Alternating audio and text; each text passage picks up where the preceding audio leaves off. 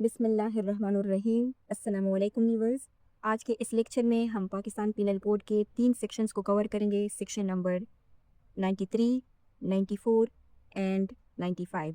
सो ये जो तीनों सेक्शंस हैं, ये एक स्पेसिफिक सेगमेंट को कवर करते हैं जिसको कहते हैं माइनर एंड सिचुएशनल डिफेंसेस।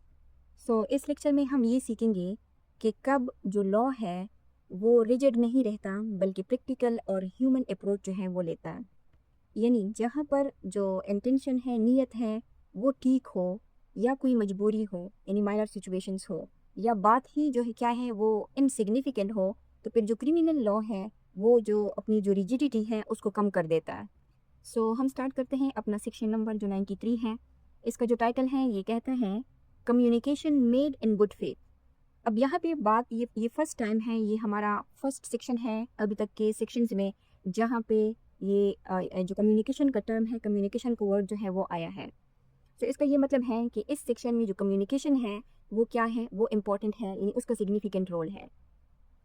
सो यहाँ पे ये क्या कह रहे हैं कि no communication made in good faith is an offence under section 93 by reason of any harm to the person to whom it is made if it is made for the benefit of that person।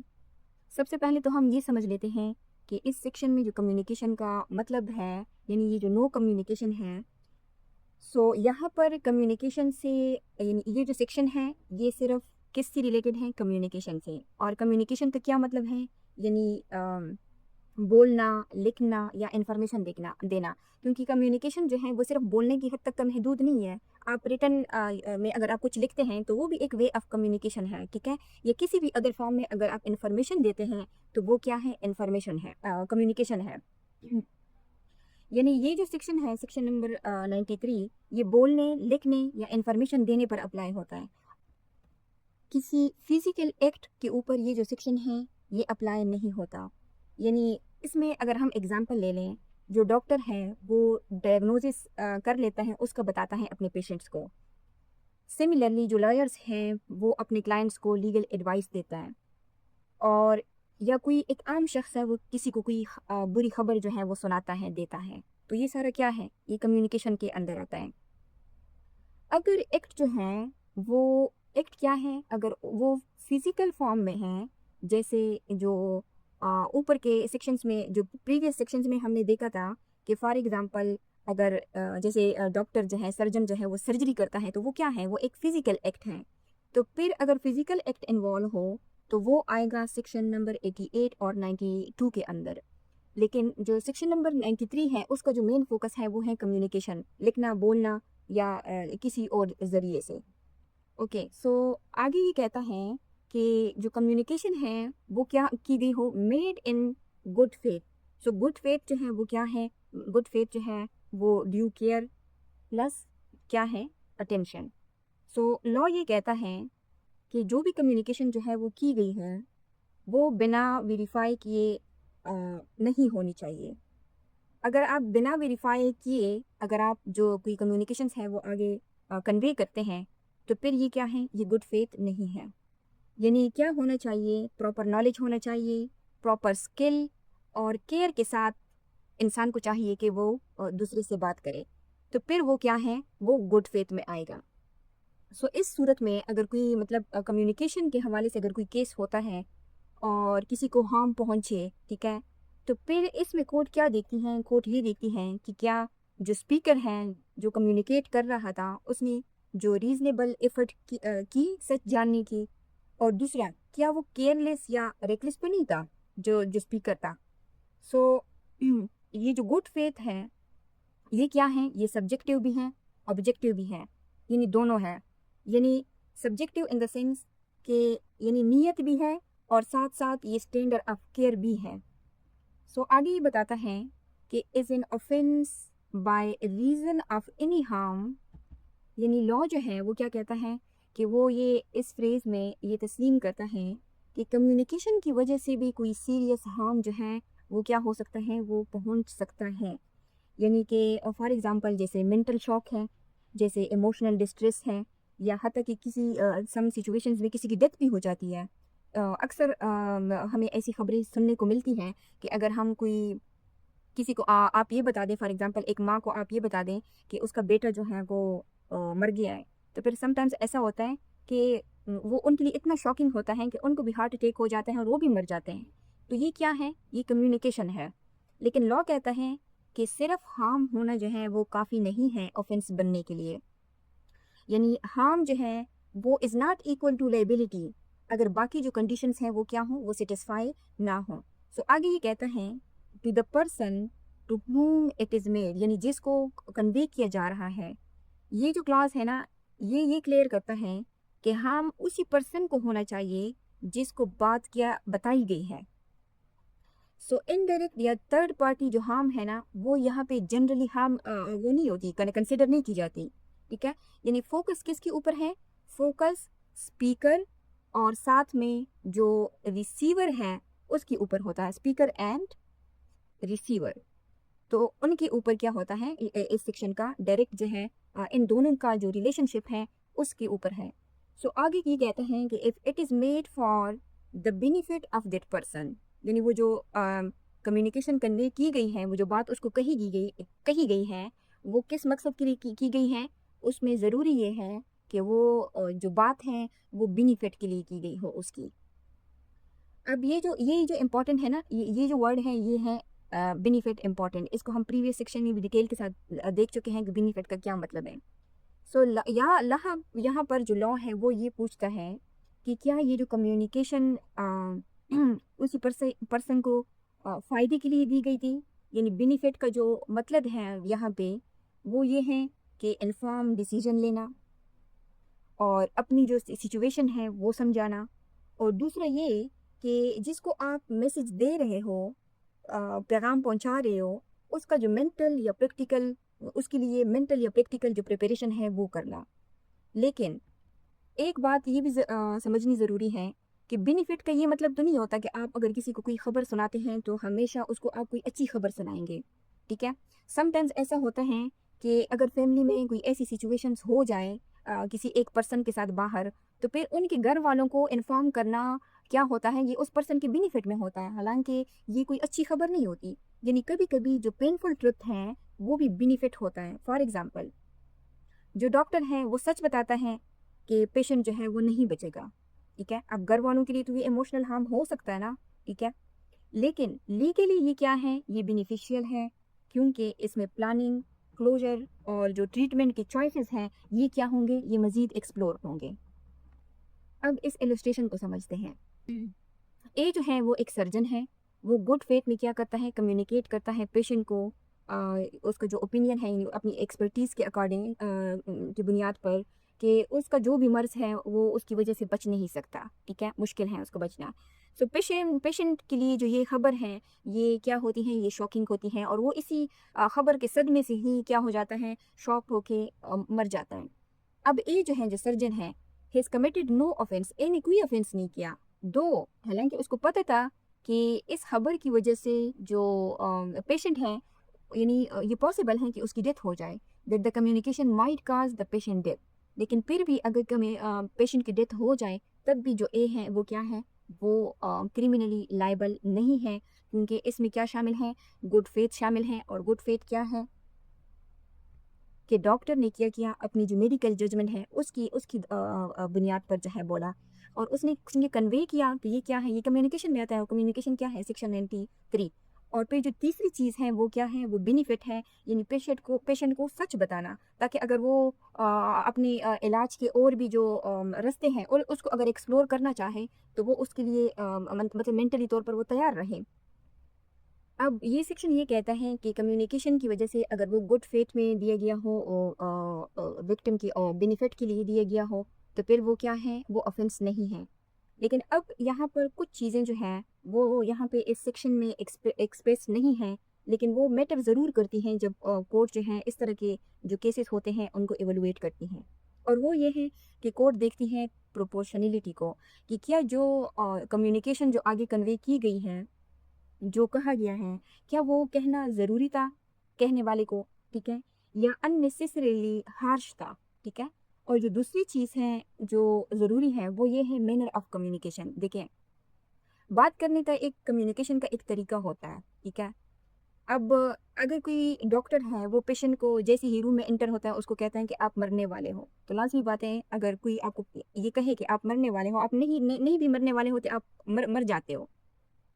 लेकिन अगर एक वही doctor हैं वो room में जाके enter होके patient का हाथ थामता है, उसको कहता है कि हम कोशिश कर रहे हैं, ठीक है? लेकिन हमें ज़्यादा उम्मीद नहीं है। तो अब दोनों जो उम्मीद नहीं है या आप मरने वाले हो, दोनों सिचुएशन सेम है। उसमें उसको ये खबरदार किया जा रहा है कि आपका जो इलाज है वो मुमकिन नहीं है, यानी आप जो हैं मर सकते हैं। लेकिन जो मैनर ऑफ कम्युनिकेशन है वो क्या है? वो डिफरेंट है दोनों का।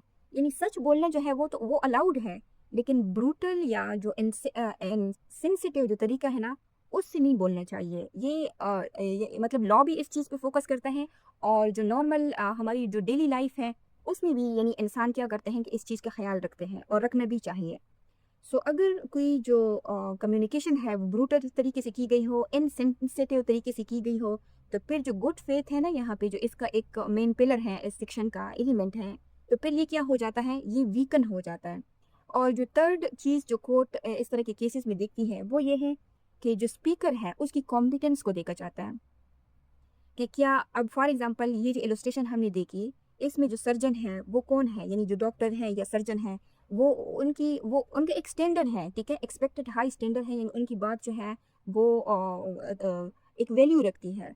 अब अगर यही बात जो है वो कोई लेमैन कह दे, यानी आम आदमी कह दे, तो फिर जो स्टैंडर्ड होता है उस स्पीकर की बात की जो वैल्यू होती है, या वो जो स्पीकर होता है उसका जो स्टैंडर्ड होता है वो क्या हो जाता है, वो लो हो जाता है। तो इन सारी चीज़ों को जब कोर्ट एविडेंस एवोलुएट करती है इस तरह के केसेस में, तो फिर इन चीज़ों को भी क्या किया जाता है, फोकस में रखा जाता है, यानी जितनी भी कनेक्टेड कंसिक्वेंसेस हैं, सर्कमस्टांसेस हैं, उनको क्या किया जाता है, अंडर कानूनी शहादत आर्डर उन सबको एवोलुएट किया जाता है। सो जो सेक्शन नंबर 93 है वो हमें ये बताता है कि सच बोलना यानी ट्रुथ बोलना जो है वो ज़रूरी है, लेकिन उसके साथ साथ ज़रूरी ये भी है कि उस ट्रुथ को रिस्पॉन्सिबली बोला जाए। यानी लॉ जो है वो सच बोलने को इनकरेज करता है, लेकिन जो केयरलेस और हार्मफुल कम्युनिकेशंस है ना, उसको शील्ड नहीं बनाता। सो जो सेक्शन नंबर 93 है उसको जो फोकस है वो है सोशल यूटिलिटी। और इसके बाद हम अपना जो सेक्शन नंबर 94 है उसको देखते हैं कि वो क्या कहता है। सो सेक्शन नंबर जो 94 है उसका टेक्स्ट कहता है, act to which a person is compelled by threat. यानी यहाँ किस चीज़ की बात हो रही है, कंपल्जन की बात हो रही है। सो जो सेक्शन नंबर 94 है वो किस चीज़ की बात करता है, कंपल्जन की, कंपल्जन या डूरेस की, डूरेस। यानी डूरेस का क्या मतलब होता है कि कोई कंपल्जन है, ठीक है, कंपल्जन, और जिसमें फोर्स यूज़ किया गया हो या कोई थ्रेट यूज़ किया गया हो, ठीक है, या कोई कोवर्जन्स वगैरह जो है वो यूज़ की गई हो। जो क्रिमिनल लॉ है ना उसका जो बेसिक रूल है वो ये है कि लाइबिलिटी जो है वो तब बनती है जब एक्ट जो है वो फ्री विल से किया जाए। लेकिन जो सेक्शन नंबर 94 है ये इस रूल का एक्सेप्शन है, और ये कहता है कि अगर इंसान पर इतना सिवियर प्रेशर हो, थ्रेट हो, कंपल्जन हो कि उसकी जो फ्री विल है वो कोलेप्स हो जाए, तो फिर लॉ क्या करता है, उसे एक एक्सक्यूज़ जो है वो दे सकता है अंडर सेक्शन नंबर 94। अब हम इसका टेक्स्ट देखते हैं, लेकिन ये जो एक्सेप्शन है ये नैरो है, अनलिमिटेड नहीं है। सो ये कहता है कि except murder and offences against the state. यहाँ पे ये दो पीपीसी के अलग अलग चैप्टर हैं। ये क्या है, ये एक्सेप्शन है, यानी इन केसेस में अगर आपके ऊपर जो कंपल्जन है तो वो उस सूरत में भी आपको ये डिफेंस प्रोवाइड नहीं करेगा, ठीक है। ये मर्डर के यानी 300 और 302 के जो सेक्शंस हैं, इस सूरत में अगर आपके ऊपर कोई बंदा जो है आपको थ्रेट में आकर किसी को मार देता है, तो फिर जो सेक्शन 94 है वो क्या देता है, वो प्रोटेक्शन नहीं नहीं देगा। सिमिलरली जो ऑफेंसेस अगेंस्ट द स्टेट है, जिस जो पाकिस्तान पिनल कोड का जो चैप्टर नंबर 6 है वो ऑफेंसेस अगेंस्ट द स्टेट को कवर करता है, ओके। और उसमें जो इम्पोर्टेंट सेक्शंस हैं वो हैं सेक्शन नंबर 121 एंड 121 ए जो है, ठीक है। लाइक जो 121 है वो बात करता है वेजिंग वार अगेंस्ट स्टेट, और जो 121 ए है वो बात करता है conspiracy to wage war against the state. So ये जो दूसरी एक्सेप्शन है ये कहता है कि अगर कंपल्जन की सूरत में आप कोई ऐसा ऑफेंस जो है वो कमिट करते हैं जो कि ऑफेंसेस अगेंस्ट स्टेट के अंडर आता है, ये जो ऑफेंसेस हैं ये इनकी जो पनिशमेंट है ये क्या है, डेथ या लाइफ इम्प्रिजनमेंट है।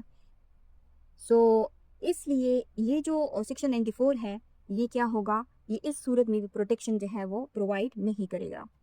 ये बताया ना कि पनिशेबल विद डेथ, यानी ये जो मर्डर की जो सज़ा है वो क्या है, वो भी डेथ है, और ऑफेंसेस अगेंस्ट द स्टेट की जो पनिश है वो भी डेथ है।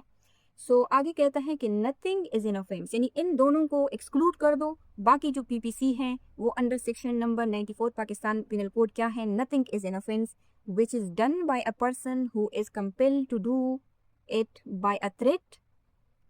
सो यहाँ पर जो लॉ है वो एक जनरल रूल जो है वो डिक्लेयर करता है, यानी कि अगर बाकी की जो कंडीशंस हैं वो सेटिस्फाई हो जाएं तो फिर जो एक्ट होगा वो क्या होगा, वो ऑफेंस नहीं होगा। यानी जो डूरिस का यानी जो डूरिस है वो लाइबिलिटी को कम्प्लीटली क्या कर देता है, वाइप कर देता है, एक्सेप्ट जो अबाउ लिमिट्स हैं वो क्या हैं, मर्डर हैं और ऑफेंसेस अगेंस्ट द स्टेट हैं।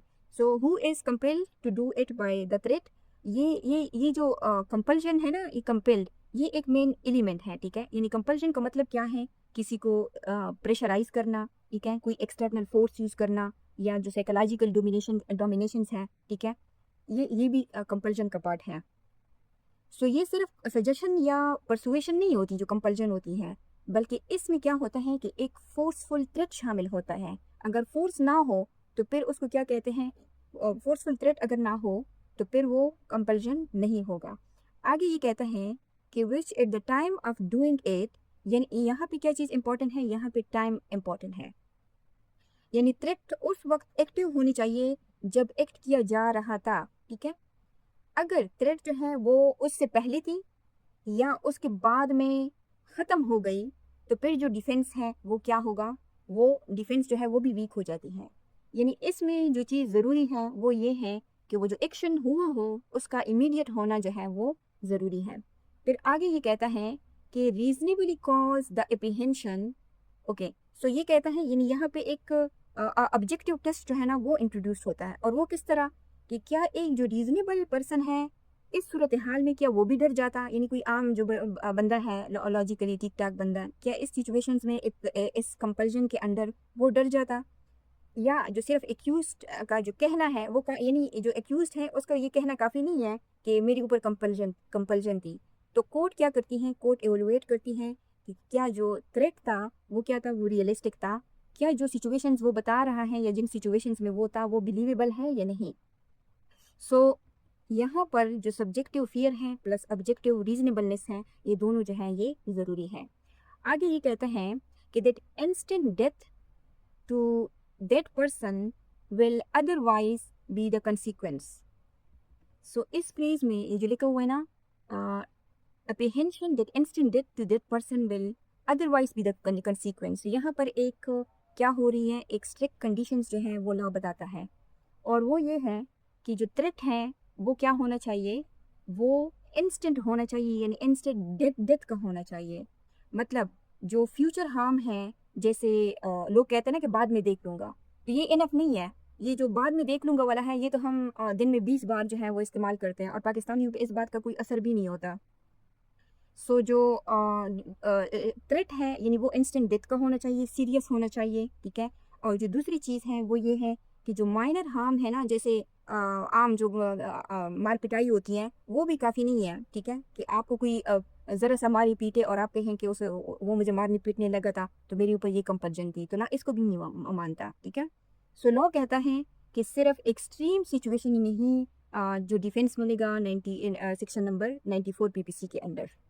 सो जो इम्पॉर्टेंट बात है सेक्शन 94 में वो ये है कि सिर्फ सबसे जो सिवियर थ्रेट है ना वो ही क्या कर सकती हैं, क्रिमिनल लाइबिलिटी को एक्सक्यूज़ कर सकती हैं। आगे है प्रोवाइडेड दैट, यानी अब जो है यहाँ से क्या स्टार्ट होती है, रिस्ट्रिक्शन स्टार्ट होती हैं। सो ये जो प्रोविज़न है ये क्या करता है, ये डिफेंस को लिमिट करता है। सो ये कहते हैं कि the person doing the act didn't of his own accord, यहाँ भी क्या बात हो रही है कि अगर बंदा जो है खुद अपनी जो वॉलंटरीली उस सिचुएशन में गया तो फिर जो है अंडर सेक्शन 94 उसको डिफेंस जो है वो नहीं मिलेगी। फॉर एग्जांपल आप नोइंगली एक शख्स जो है वो क्या करता है, क्रिमिनल्स के साथ ज्वाइन हो जाता है, तो लॉ ये कहता है कि जो सेल्फ क्रिएटेड डेंजर है ना, जो आप जिसमें आप खुद जो जिसको कहते हैं कि खतरे को दावत देना, ठीक है। तो अगर आप खतरों को खुद दावत देते हो, सेल्फ क्रिएटेड डेंजर है आपके, तो फिर जो है लॉ आपको कोई प्रोटेक्शन, कोई डिफेंस नहीं देता। आगे ये कहता है कि और यानी जो दूसरी सिचुएशंस हैं, from a reasonable apprehension of harm to himself short of instant death.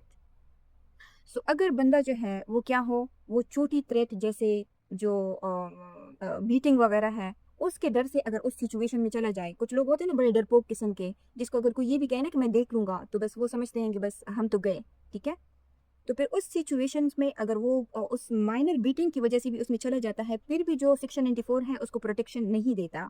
क्यों? क्योंकि सिर्फ लॉ ये कहता है कि सिर्फ एक्सट्रीम फेयर, और वो फेयर भी कौन सा होना चाहिए, वो होना चाहिए इंस्टेंट डेथ का। तो वो ये सिर्फ एक ही सिचुएशन है जो वैलिड है। जो माइनर फेयर है, जो बहाने हेली बहाने हैं, ये क्या है, कानून कहते हैं कि ये मेरे सामने नहीं चलेंगे। ओके, आगे कहते हैं कि place himself in the situations, यानी उसने खुद को क्या किया, उस सिचुएशंस में डाला, by which he became subject to such constraint. यानी अगर तुमने खुद जो किया है, अपने आप को उस हालत में डाला है जहां बाद में तुम फिर क्या हो गए हो, वाकई मजबूर हो गए हो, तो फिर तुम क्या हो, तुम जो सेक्शन 94 के अंदर जो डिफेंस के लिए लायबल थे, वो आप लूज कर चुके हो। अब हम क्या करते हैं कि अब हम जो एक्सप्लेनेशन नंबर 1 है सेक्शन नंबर 94 का, उसको देखते हैं। सो ये बात करते हैं कि a person who of his own accord, यानी एक शख्स है वो क्या करता है, अपनी मर्जी से क्या करता है, और अपनी मर्जी से, और by reason of a threat of being beaten, या इस वजह से कि उसको खतरा है कि उसको हल्की पुल्की मार पिटाई होगी, वो क्या करता है कि जॉइंस अ गैंग ऑफ डिकॉयट्स, यानी कि जो डकैत होते हैं उनका गैंग क्या करता है, ज्वाइन करता है। नोइंग दैट देयर करेक्टर, अब उसको अच्छी तरह इस पर्सन को मालूम है कि जो डकैत होते हैं वो कौन होते हैं, यानी ये क्या है, ये एक खतरनाक मखलूक है। अगर वो अपनी मर्जी से या इस थ्रेट से वो उनको ज्वाइन करता है, उनकी करेक्टर जानते हुए, फिर क्या होता है कि वो शख्स जो है is not entitled to the benefit of this exception. तो जो सेक्शन 94 का जो एक्सेप्शन है वो क्या होगा, वो उस शख्स पे लागू नहीं होगा, ठीक है, वो इससे एक्सक्लूड होगा। On the ground of his having been compelled by his associates to do anything that is an offence by law, यानी वो ये वो प्ली नहीं ले सकता कि उसके जो एसोसिएट्स थे, उसके जो पार्टनर्स थे, उन्होंने उसको कंपेल किया कुछ ऐसा करने के लिए जो कि लॉ में क्या था, ऑफेंस था। यानी अगर वो ये कहता है ना कि मुझे मजबूर किया गया क्राइम करने के लिए कोर्ट के सामने, तो फिर कोर्ट उसको कहते हैं कि जाओ भाई, डिफेंस जो है वो तुम्हारे लिए अवेलेबल नहीं है, क्योंकि तुमने जानते बूझते किया है, ये रिस्क जो है अपने लिए चुना है। सो जो खुद आग में जाएगा वो जलने का जो एक्सक्यूज़ है वो नहीं ला सकता। और पाकिस्तान के कंटेक्स्ट में तो ये जो एग्ज़ाम्पल हैं कि आप डकेट्स को ज्वाइन करते हो, ये तो ज़्यादा कॉमन है, क्योंकि कुछ लोग होते हैं वो अगर इश्क में नाकाम होते हैं तो फिर डकेट्स को गम में मुब्तला होकर क्या करते हैं, ऐसे गैंग्स जो होते हैं उनको ज्वाइन कर लेते हैं। और कुछ इतने सेंसिटिव लोग होते हैं कि जिनको अगर घर से दो चार पड़ती हैं तो फिर वो भी जो है गुस्से में जाके क्या करते हैं, इन गैंग्स ग्रुप को ज्वाइन कर लेते हैं। और कुछ लोग तो ऐसे भी होते हैं जो शौकिया तौर पर क्या करते हैं कि इन गैंग्स को ज्वाइन करते हैं। सो ऐसे किसी भी शख्स के लिए अंडर सेक्शन 94 जो एक प्रोटेक्शन है वो अवेलेबल नहीं है। अब क्या करते हैं, अब हम सेक्शन नंबर 94 की जो एक्सप्लेनेशन नंबर 2 है उसको देखते हैं। ये कहते हैं कि a person seized by a gang of dacoits, एक शख्स है जिसको पकड़ा है किसने, डाकुओं के एक गैंग ने, enforce by threat of instant death, और उसको इंस्टेंट डेथ का थ्रेट दे रहे हैं कि अगर आप ये नहीं करेंगे, यानी मजबूर कर रहे हैं किस चीज़ के लिए, टू डू अ थिंग, कुछ ऐसा करने का, which is an offence by law, जो क्या है, गैर कानूनी है। क्योंकि जो डाकू हैं, जो डिकॉयट्स हैं, उनसे कोई कानूनी काम करने की तवक्को तो बंदा रख नहीं सकता, ठीक है। सो फॉर एग्जांपल कहते हैं कि उन्होंने किसको पकड़ा हुआ है, अस्मिथ को, यानी जो लोहार होता है, जो जो लोहे के जो औजार होते हैं उनको यूज़ करता है।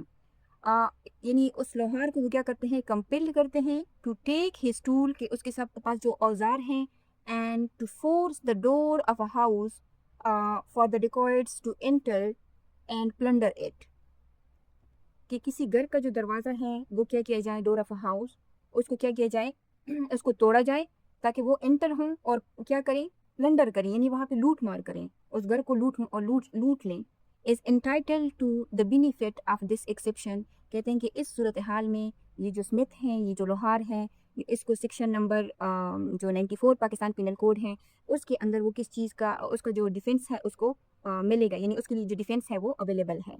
सो जो सेक्शन नंबर 94 है ना, यानी वो बात करता है डूरेस वर्सेस फ्री विल की। तो ये जो सेक्शन है ये कहता है कि जहाँ चॉइस जो है यानी जो विल है वो ख़त्म, जहाँ विल ख़त्म यानी जहाँ चॉइस ख़त्म वहाँ ब्लेम भी ख़त्म हो जाता है। लेकिन लॉ जो है वो ये कहता है कि चॉइस जो है वो क्या होनी चाहिए, वो कम्प्लीटली ख़त्म होनी चाहिए।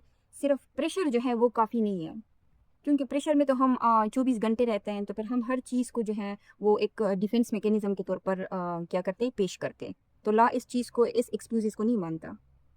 यानी जब इंसान के पास बचने के अलावा यानी जान बचाने के अलावा अगर कोई और ऑप्शन ना हो, तो फिर जो लॉ है वो उसको यानी उस सूरत हाल में उसको डिफेंस मिलता है। अदरवाइज़ जो लॉ है वो क्या करता है, उसको कोई एक्सक्यूज़ जो है वो नहीं देता, और जब प्रोवाइड करता है तो वो सिर्फ एक्सट्रीम केसेस में प्रोवाइड करता है।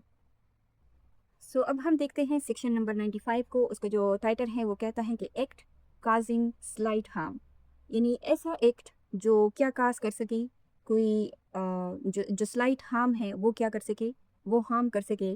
तो फिर इस एक्ट के बारे में जो लॉ है वो क्या कहता है। सो जो क्रिमिनल लॉ है ना, उसका जो एक प्रैक्टिकल प्रॉब्लम है वो ये है कि जो हमारी अदालतें हैं वो ऑलरेडी बहुत ज़्यादा ओवरलोडेड है, और पाकिस्तान में जो कोर्ट्स हैं वो 20 उनमें 20 लाख से ज़्यादा जो केसेस हैं वो पेंडिंग हैं। ठीक है, तो अगर इस तरह की जो स्लाइट हार्म वाले जो केसेस हैं वो भी अदालतों में आना शुरू हो जाएं, तो फिर जो कोर्ट सिस्टम है वो मज़ीद ओवरलोड हो जाएगा, और जो जस्टिस सिस्टम है वो क्या हो जाएगा, वो कोलेप्स हो जाएगा। ठीक है, अदालतों के ऊपर ऑलरेडी जो है वो क्या है, बहुत ज़्यादा बर्डन है। सो इसलिए जो सेक्शन नंबर 95 है वो ये कहता है, यानी एक फिल्टर लगाता है, और ये कहता है कि जहाँ हार्म जो है वो मामूली नेचर का हो, यानी छोटा हो, जिसको कोई जो रीजनेबल इंसान है वो कंप्लेन ही ना करे, कि लोग कहें ना कि चलिए जाने दें, तो वहाँ पे जो क्रिमिनल लॉ है कहते हैं कि वो इंटरफेयर ही नहीं करता। सो जो लॉ है वो ये कहते हैं कि भाई हमारे ऊपर जो बोझ है वो ऑलरेडी बहुत ज़्यादा है, अगर आप इस तरह के मामूली नेचर के केसेस लेके आओगे तो फिर ये क्या होगा सिस्टम का। ठीक है, सो इसका जो टेक्स्ट है वो ये कहता है कि nothing is in offence by reason that it causes और that it intended to cause. So ये जो है ये क्या है, ये एक डिक्लेरेशन है, और ये बताता है कि अगर जो बाकी कंडीशंस हैं वो सेटिस्फाई हो जाएं तो फिर भी एक्ट को ऑफेंस माना ही नहीं जाएगा, यानी जो लाइबिलिटी है वो कम्प्लीटली क्या हो जाती है, रिमूव हो जाती है। By reason that it causes, यानी लॉ ये कह रहा है कि सिर्फ इसलिए कि एक्ट ने हार्म काज किया उसे ऑफेंस नहीं बना दिया जाता, यानी हार्म जो होना है वो क्या है, वो ऑटोमेटिक ऑफेंस नहीं है। ठीक है, और जो दूसरी सिचुएशन है वो ये कहते हैं कि और that it is intending to cause, यानी अब यहाँ पे जो लॉ है वो किस चीज़ को शामिल करता है, वो इंटेंशन को भी शामिल करता है। अगर बंदे ने इंटेंशनली किसी को कोई हार्म जो है वो करना चाहा, लेकिन फिर भी अगर वो जो हार्म है वो क्या है, वो स्लाइट है, तो फिर भी वो जो हार्म है वो क्या होगा, वो ऑफेंस नहीं बनेगा। यानी कि यानी जो इंटेंशन है ना, सिर्फ इंटेंशन का होना जो है वो भी काफ़ी नहीं है। सो थर्ड फेज है कि और that it is known to be likely to cause, यानी ये जो है नॉलेज के बारे में बात करता है कि बंदा क्या है, बंदे को मालूम है, यानी वो जानता था कि हार्म जो है मेरे एक्शन से हो सकता है, फिर भी अगर हार्म जो है वो ट्रिवियल है, ट्रिवियल मीन्स के अगर वो किसी मामूली नेचर का है, तो फिर भी जो लॉ कहता है वो कहता है कि ये ऑफेंस नहीं है। यानी जो नॉलेज है ना वो भी लाइबिलिटी क्रिएट नहीं करती जब हार्म क्या हो, इनसिग्निफिकेंट हो। आगे बताता है एनी हार्म। अब जो एनी हार्म है ये क्या है, ये एक ब्रॉड टर्म है, क्योंकि यहाँ पे क्या लगा हुआ है, एनी। सो एनी हार्म से मतलब फिजिकल हार्म भी हो सकता है, मेंटल हार्म भी हो सकता है, या कोई भी जो इनकन्वीनियंस है ये सब इसमें कवर होते हैं। लेकिन आगे जो है वो क्या है, वो एक रिस्ट्रिक्शन है, और वो ये है कि if that harm is so slight, यानी ये सेक्शन का मेन पॉइंट है, ये जो सो स्लाइट है, ला कोई फिक्स नंबर या फार्मूला नहीं देता, ये एक डिग्री टेस्ट है, ठीक है। तो कोर्ट क्या करती हैं कि कोर्ट जो है वो इवेलुएट करती हैं कि हार्म जो है वो कितनी छोटी थी, क्या वो नेग्लिजिबल थी या नहीं। सो ये कंप्लीटली क्या होगा, ये कंटेक्चुअल बेस्ड इवेलुएशन होगी कोर्ट की। सो आगे कहता है कि that no person of ordinary sense and temper would complain of such harm. तो कोर्ट क्या देखती हैं, यानी यहाँ पे जो टेस्ट होता है ये ऑब्जेक्टिव स्टैंडर्ड यहाँ पे देखा जाएगा। जज ये नहीं देखता कि विक्टिम ने कंप्लेन की या नहीं, वो ये देखता है कि एक नॉर्मल जो रीजनेबल इंसान है क्या वो इस सूरत हाल में कंप्लेन करता या नहीं।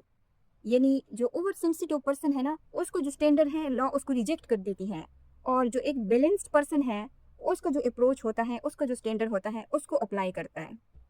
सो ये कहना कि would complain of such harm, यानी अगर रीजनेबल जो इंसान है वो इस सूरत हाल में ये कहे कि ये तो मामूली सी छोटी सी बात है, इस पे तो कंप्लेंट जो है उसका कोई मतलब ही नहीं बनता, तो फिर जो सेक्शन नंबर जो 95 PPC है ये क्या होगा, ये अप्लाई होगा। यानी लॉ जो है वो कहते हैं कि भाई मुझे भी कुछ आराम करने दो। जो सेक्शन नंबर 95 है ना, वो कहते हैं कि हर चीज़ मेरे पास ना लेके आओ, कुछ चीज़ों को इग्नोर करना भी सीखो।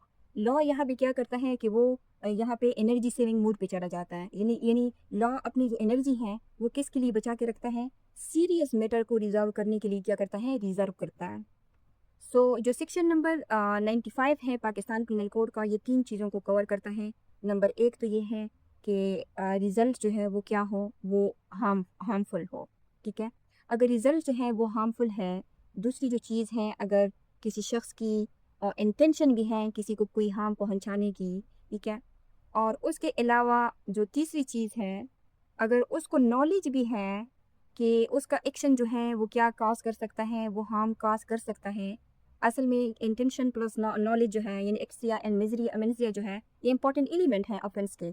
लेकिन अगर ये जो हार्म है, अगर उसे भले जानबूझ के भी किया हो, लेकिन यहाँ पे हार्म को देखा जा रहा है, ये जो रिजल्ट है इसको देखा जा रहा है कि अगर ये ट्राइवल नेचर का है, ट्रिवियल नेचर का है, यानी मामूली है, तो फिर ये जो तीनों चीज़ें हैं ना, अगर ये एग्जिस्ट भी करती हों तो फिर ये क्या बन जाती हैं, इस सेक्शन के अंदर ये इररिलेवेंट बन जाती हैं।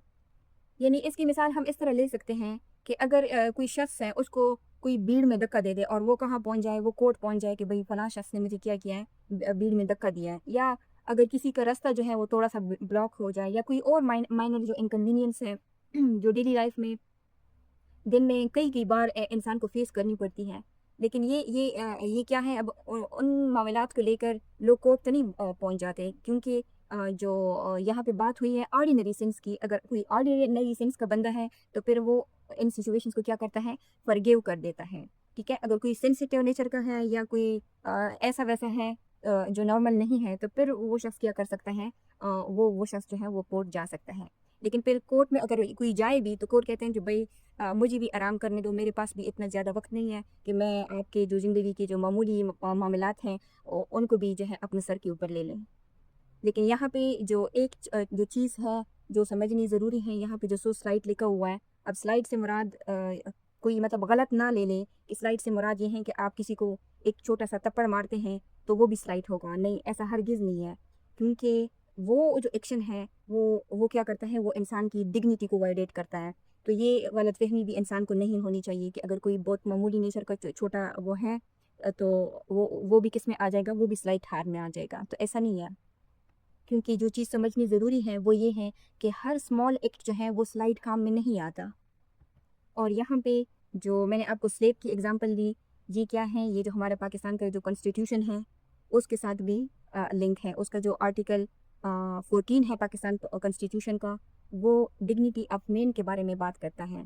यानी लॉ क्या करता है कि वो यहाँ पे एक इम्पॉर्टेंट बैलेंस क्रिएट करता है कि वो ट्राइफल्स को इग्नोर करता है, यानी जो माइनर नेचर की चीज़ें होती हैं रोज़मर्रा ज़िंदगी में। लेकिन जो डिग्निटी ऑफ मैन है ना, उसको क्या करता है, उसको वायलेट नहीं होने देता, यानी उसको कंप्रोमाइज़ नहीं करता। इसलिए ये क्या है, ह्यूमन डिग्निटी, ओके। सो उसको वायलेट नहीं करता, इसलिए यानी इसकी इतनी इम्पोर्टेंट हैसियत है कि इसको पाकिस्तान कॉन्स्टिट्यूशन में फंडामेंटल राइट की हैसियत हासिल है, ठीक है। यानी ह्यूमन डिग्निटी जो है वो एक फंडामेंटल राइट है अंडर आर्टिकल 14। यानी जो ट्रिवियल इनकन्वीनियंस है तो उसको इग्नोर किया जा सकता है, लेकिन अगर कोई जो एक्शन है चाहे वो स्मॉल भी क्यों नहीं है, अगर वो इंसल्टिंग है या डिग्रेडिंग एक्ट है, तो फिर लॉ उसको क्या करता है, उसको पनिश करता है। और जो एविडेंस के पर्सपेक्टिव से अगर हम इसको देखें तो क्यूएसओ के जो दो आर्टिकल हैं, आर्टिकल नंबर 121 एंड आर्टिकल जो 129 है, ये दोनों क्या हैं, ये आज के लेक्चर के साथ भी रिलेवेंट है और इसको हम डिटेल में अपने प्रीवियस लेक्चर में भी इस प्रीवियस लेक्चर को भी हम इन आर्टिकल के साथ कनेक्ट कर चुके हैं। ये किस तरह जो बर्डन ऑफ प्रूफ है वो किसके ऊपर आता है, एक्सेप्शंस की ऊपर, एक्सेप्शन के केसेस में वो अक्यूज्ड के ऊपर आता है। क्योंकि ये जो अभी हम पढ़ रहे हैं ये चैप्टर नंबर क्या है, चैप्टर नंबर 4 है और general exception Pakistan penal code का। तो ये सारा जो चैप्टर है ये जनरल एक्सेप्शन का है। तो अगर एक्सेप्शन जो है प्रूफ करना हो तो फिर वो किसका काम है, एक्यूज का काम है अंडर 121 क्यूएसओ। और सिमिलरली जो आर्टिकल 129 है उसमें फिर कोर्ट क्या करती हैं कि वो कोर्ट जो है वो प्रिजम्पशन और जो सर्कमस्टांसेस हैं उनसे क्या लेती है, इन्फ्लुएंस लेती है। यानी एक्यूज्ड को ये दिखाना होता है, जो हमने अभी कुछ सिचुएशंस देखी कि अगर उनको किसी थ्रेट का सामना है तो फिर अक्यूज्ड को दिखाना होगा, साबित करना होगा कि जो थ्रेट थी वो क्या थी, वो रियल थी, यानी इंस्टेंट डेथ का फियर जो था वो वाकई था। ठीक है, तो फिर ये जो सारी जो बर्डन ऑफ प्रूफ है वो अक्यूज्ड के ऊपर शिफ्ट हो जाता है। और अगर इसका जो लिंक है वो हम सीआरपीसी के साथ देखें, क्योंकि ये सारी जो सेक्शंस हैं इसको हम सिर्फ सेक्शन अलग सेक्शन नहीं वो कर सकते। पीपीसी जो है हमें प्रोसेस बताता है, वो बताता है सब्सटेंटिव लॉ है, ठीक है, हमें उसका सब्सटेंस बताता है। और जो सीआरपीसी है वो क्या है, वो प्रोसीजर बताता है। और अगर कोई फैक्ट्स हैं उसको प्रूफ करना हो तो वो क्यूएसओ का काम है। तो फॉर एग्जांपल अगर हम सीआरपीसी के साथ इसको कनेक्ट करें तो जो सेक्शन नंबर 342 है और ये सीआरपीसी ये किसके बारे में है, ये अक्यूज्ड की जो जो स्टेटमेंट है उसके बारे में है। ठीक है, तो इसमें फिर क्या होगा कि अगर एक एक्यूज जो है किसी चीज़ को साबित करेगा तो वो फिर जो 342 की स्टेटमेंट है वो क्या वो देगा। और इस तरह फिर उसके बाद जो यानी इस स्टेटमेंट में वो क्या करेगा, अपनी जो कंपल्जन है वो एक्सप्लेन करता है इसमें। और जो ट्रायल स्टेज होता है जो चैप्टर नंबर 22 है सीआरपीसी का, वो क्या करता है कि उसमें फिर जो डिफेंस है वो क्या करती हैं, वो एविडेंस प्रोवाइड करती हैं, क्योंकि सिर्फ एक ये जो स्टेटमेंट है ये तो काफ़ी नहीं है। ठीक है, सो यहाँ पर फिर जो सेक्शन 94 है वो क्या हो जाता है कि वो जो सीआरपीसी है ना, सीआरपीसी के थ्रू फिर क्या होता है, प्रूफ हो जाता है। सो आज के लेक्चर को अगर हम सिंपल वर्ड्स में देखें, समराइज़ करें, तो जो सेक्शन नंबर 93 से जो 95 है वो उससे हमें ये पता चलता है, हम ये सीखते हैं कि क्रिमिनल लॉ जो है वो हर टेक्निकल रॉन्ग को पनिश नहीं करता, बल्कि जो कंटेक्स्ट है वो देखता है। यानी जो सेक्शन नंबर 93 है उसमें जो हार्मफुल बात है वो क्या है, वो ऑफेंस नहीं होती अगर वो गुड फेथ में और उसी पर्सन के बेनिफिट के लिए क्या की गई हो, कम्युनिकेट की गई हो। और जो सेक्शन नंबर 94 में हमने देखा कि एक्ट जो है वो ऑफेंस नहीं होता अगर इंसान के ऊपर कोई एक्सट्रीम ड्यूरेस यानी इंस्टेंट डेथ का थ्रेट हो कि उसकी जो फ्री विल है वो क्या हो जाए, वो ख़त्म हो जाए। मगर ये जो सेक्शन है इसमें कुछ एक्सेप्शंस भी थी, जिसमें मर्डर और जो स्टेट के अगेंस्ट जो क्राइम्स हैं, ठीक है, वो उसमें शामिल नहीं है, वो एक्सक्लूजन है। और फिर उसके बाद जो लास्ट हमारा सेक्शन था वो है सेक्शन नंबर 95।